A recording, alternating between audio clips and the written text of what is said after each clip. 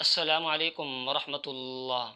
ربیع الاول کا مہینہ شروع ہو چکا ہے۔ یہ وہ معزز اور محترم مہینہ ہے جس میں میرے اور آپ کے پیارے آقا جناب محمد الرسول اللہ صلی اللہ علیہ وسلم اس دنیا میں تشریف لائے۔ آپ صلی اللہ علیہ وسلم کی شان اقدس میں چند اشعار آپ کے سامنے پیش کرنے لگا ہوں۔ آپ سے التماس ہے اگر ویڈیو پسند ہے تو چینل کو لازمی سبسکرائب کر لینا ہے، اور اگر آپ کو بھی اپنے پیارے نبی صلی اللہ علیہ وسلم کی شان میں کوئی شعر آتا ہو تو کمنٹ میں اس کو ضرور لکھیں گے۔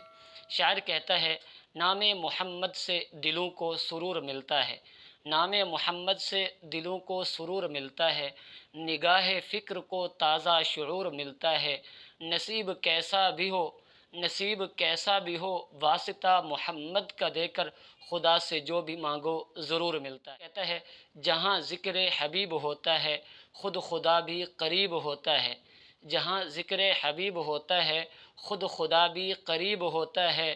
ذکر مصطفیٰ میں بیٹھنے والا آدمی خوش نصیب ہوتا ہے۔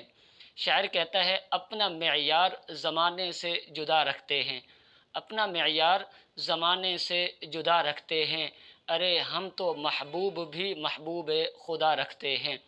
شاعر کہتا ہے، اللہ کی وحدت کا اعلان محمد ہے، اللہ کی وحدت کا اعلان محمد ہیں، قرآن کے پاروں کا عنوان محمد ہیں، گل ہیں سارے صحابہ گلدان محمد ہیں، ہر پھول کے چہرے کی مسکان محمد ہیں۔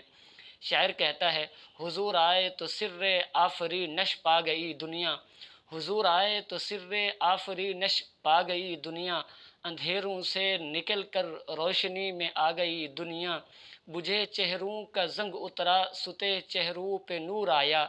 بجھے چہروں کا زنگ اترا ستے چہروں پہ نور آیا، حضور آئے تو انسانوں کو جینے کا شعور آیا۔ شاعر کہتا ہے، اے جنت تجھ میں حور و قصور رہتے ہیں، اے جنت تجھ میں حور و قصور رہتے ہیں، میں نے مانا کہ ضرور رہتے ہیں، مگر اے جنت میرے دل کا طواف کر میرے دل میں حضور رہتے ہیں۔ شاعر کہتا ہے، سب سے پہلے مشیت کے انوار سے نقش روئے محمد بنایا گیا، پھر اسی نقش سے مانگ کر روشنی بزم کون و مکان کو سجایا گیا، وہ محمد بھی احمد بھی محمود بھی، حسن مطلق کا شاہد بھی مشہود بھی، علم و حکمت میں وہ غیر محدود بھی، ظاہراً امیوں میں اٹھایا گیا، اس کی رحمت ہے بے حد و بے انتہا، اس کی رحمت ہے بے حد و بے انتہا، اس کی شفقت تخیل سے بھی ماورا، جو بھی عالم جہاں میں بسایا گیا، اس کی رحمت سے اس کو سجایا گیا، حشر کا غم مجھے کس لیے ہو اے قاسم،